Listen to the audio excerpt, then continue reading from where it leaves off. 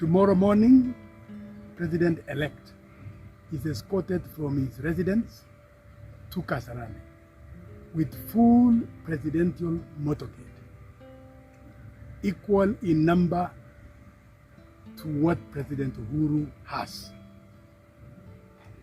Once at Kasarani, the president is expected to receive 3 items, 3 instruments of power.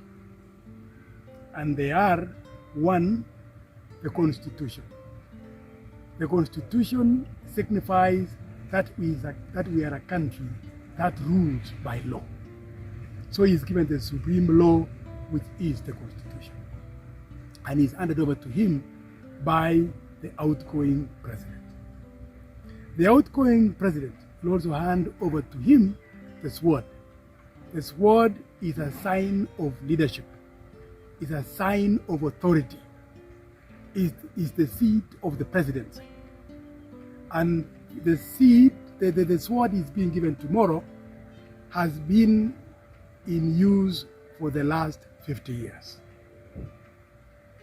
The first president, Mzee Jomo Kenyatta, was the first one to receive, and it has been handed over time. Tomorrow, it is being handed over by President Uhuru to President-elect William Ruto. Then the third item, which he will be saying, I am the commander-in-chief. To signify that, there will be a 21-can salute.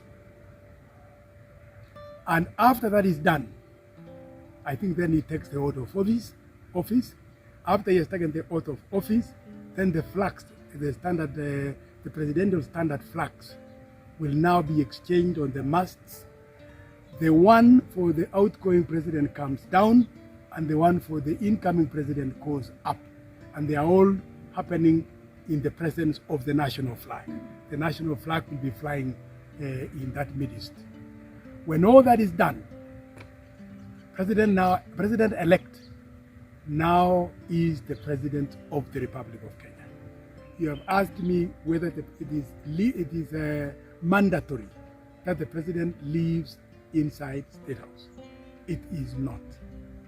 It is not. But he has got the right of living inside State House. President Jomo Kenyatta lived inside State House. Mwai Kibaki lived inside State House.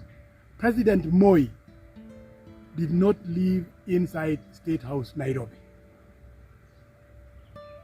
So the choice is William Ruto's. If he so decides to live inside State House, it is his choice. If he so decides to live in his house, it is his choice. But when he goes to live in his house, the government will have to pay rent for that house. The government will have to provide 24/7 security in that house. Complete. He has got to provide that. And he can also organize, the government can also organize for him to have a small office within that house, so that he can be meeting people who may want to pay him courtesy in his residence. So that can happen. I am a coffee! You have asked me about the do's and the don'ts in State House. They are contained in Public Order Act. They are contained in the Civil Service Code of Regulations. Take note, State House has an accounting officer, like there is an accounting officer in every ministry. So Private Secretary Comptroller is indeed the accounting officer of State House. And he runs an account like every other principal secretary. That is what he does. He runs it that way. And he runs like any other ministry in terms of management of the affairs of State House.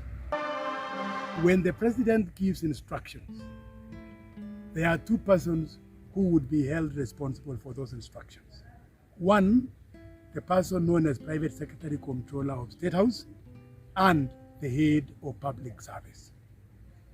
So invariably, the head of public service almost works out of State House, notwithstanding the fact that he sits in Harambee House. But he receives instructions to tell this minister to to tell that PS, to tell all that stuff. That is the man who is coordinating instructions from the president. Those instructions can also be relayed to the head of the civil service by the private secretary comptroller. Right? If the private secretary comptroller tells the minister something, it's incumbent upon that private secretary comptroller to also tell the head of public service, so that there is coordination, so there is some synergy in working within that state house. The president has got an appointment in Kiambu, for example. So you have got to ask yourself, where are we going in Kiambu?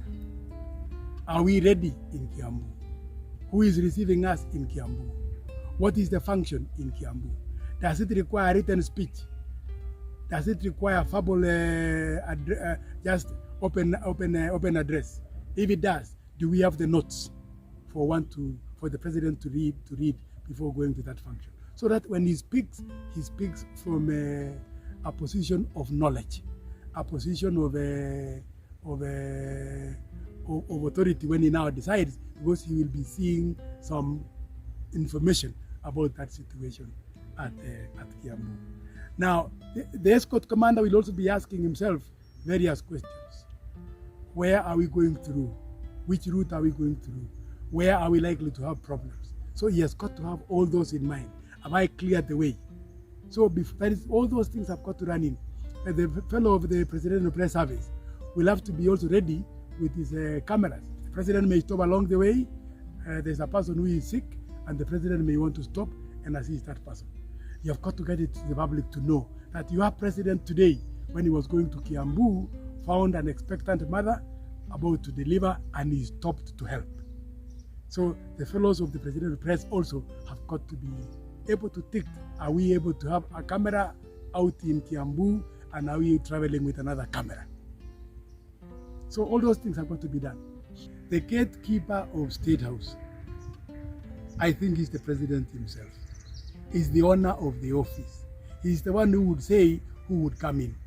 He's the one who would authorize Franklin Bett to go into State House. The private secretary comptroller is only a facilitator. He only facilitates those appointments. Because you come as X, I want to see the president. He says yes, and he notes down, and he goes to the president. X would wish to see you. The president may ask you, what does he want? He's not asking in a bad way, because he may tell you, can you ask him to go and see so-and-so, Minister so-and-so, or private sector, or governor of Central Bank, or name it, whatever that person wanted. So he's asking, not in bad faith, not in a way to deny to see you, but in a way of delegation and reducing the clutter in his office. So that is what he may do. But at the end of the day, for the president to be seen, it is the president himself to give you the green light, not you doing and they're not informing him. He's got to be informed. Okay, I agree, the comptroller of State House will be blamed for blocking people from seeing the president. I agreed as myself to take the blame. But at the end of the day, I know what has gone on between me and the president on that person who is now complaining. And that is why the president also has got to stand up and support his officers, so that his officers are not thrown under the bus for no apparent reason.